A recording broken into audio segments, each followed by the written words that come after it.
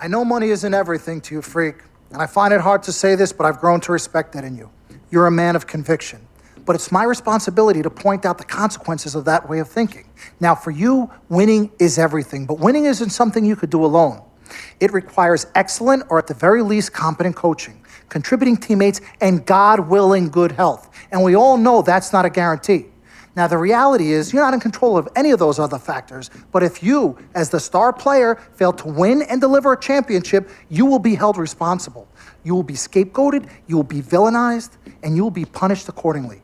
So when you say to me that as a free agent, all you care about is being in the best position to win, I understand what you mean. But again, that's not only up to you. Now, I'm gonna call my guy at Apollo Jets. I'm gonna get us a private plane for this tour. I promise you, you're gonna love the free agency experience. Now, your relationship with Vic has unfortunately cost us in some of these negotiations.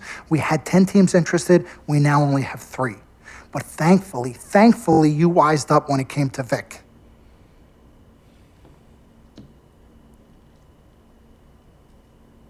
Have you been in contact with Vic? Yo, freak, look at me. He still has one of my cars, Dom. What did I tell you about the L word? The L word? What is... Loyalty. I don't know what kind of hold this Vic has over you, but it makes me scared.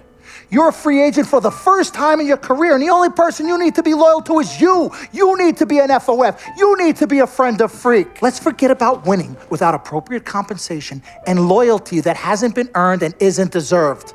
This is a tough business, Freak. We need to be tougher. Come on.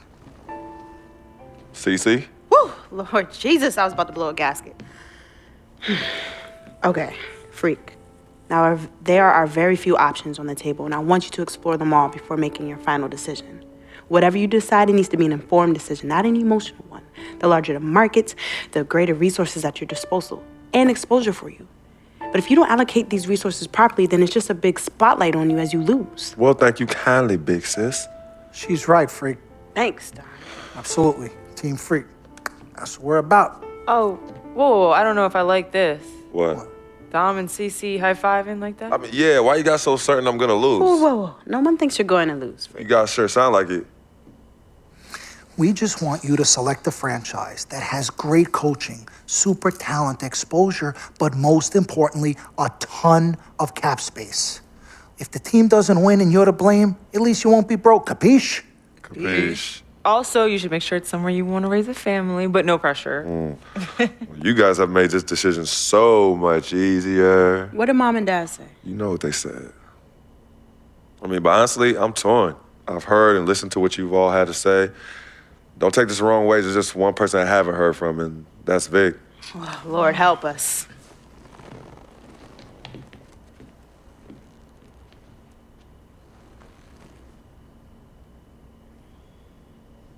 Yo, Vic, where you at?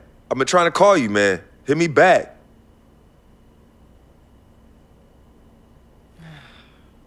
You know him. He's probably somewhere too loud to hear his phone. I don't know. I think Vic's actually upset with me.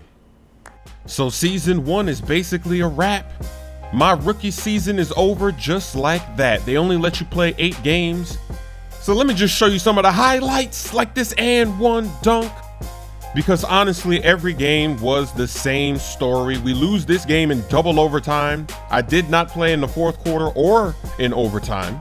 Transitioning from college to the pros can be a challenge for many players. Here's what Frick had to say about adjusting his game to the NBA.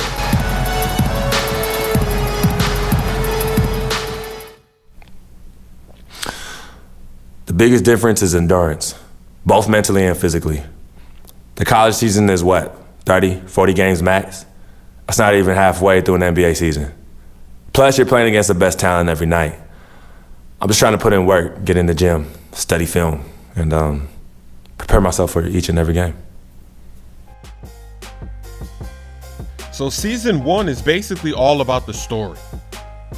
It's not about the gameplay. It's not about your first 8 games. These games are all meaningless because even if you have great play, you can't really change your role in the team. Nothing really changes.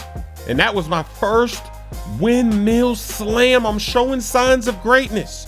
In all of these games, even though we're losing, I'm showing those signs of greatness. I can't wait until it actually changes, until your play actually determines your role, your minutes. Another slam. I'm getting 10,000 fans for that one. I finally got a couple of dunk packages that are worthy of getting replay dunks with. But in my opinion, your first season here in the NBA in 2K16, I think this is the worst season gameplay-wise in my career. It honestly feels useless. These 8 games, you just want to skip ahead, get to season 2. Season 2 is crazy, which is coming up next. I mean, look at this game. I scored 32 points in the last game, 13 and 17 shooting. We got blown out 96 to 141.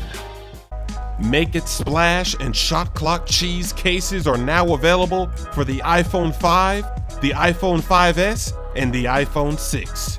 You can get these on my website at shop.chrissmoove.com. I agree that Freak may need to make some adjustments in his personal life off the court, but that's a learning process. We both know that. But this almost sounds like a threat. And Dom Pagnotti doesn't take too kindly to threats. Is this a threat? Call it what you will. We all know that Vic is a problem. The only person who doesn't seem to realize that is my brother.